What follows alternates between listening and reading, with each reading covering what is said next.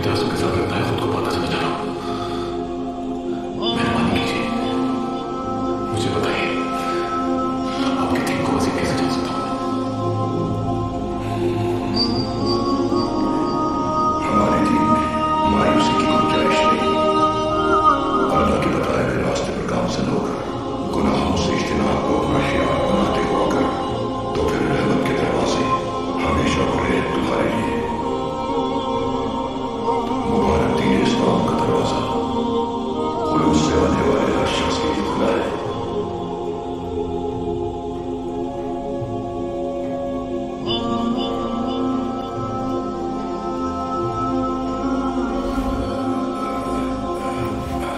रुक जाए, खुदा के लिए रुक जाए। इन अंधेरों में मुझे तलाश कर बच गया। ये जंजीरें मुझे तकलीफ दे रही हैं। तुम्हारी तन्हाई और अंधेरे जल्द हिदायत की रोशनी से मुनव्वर हो जाएंगी। अपने कल्ब में मौजूद इन जंजीरों से अल्लाह की मेहरबानी और रहमत से निजात पा जाओ।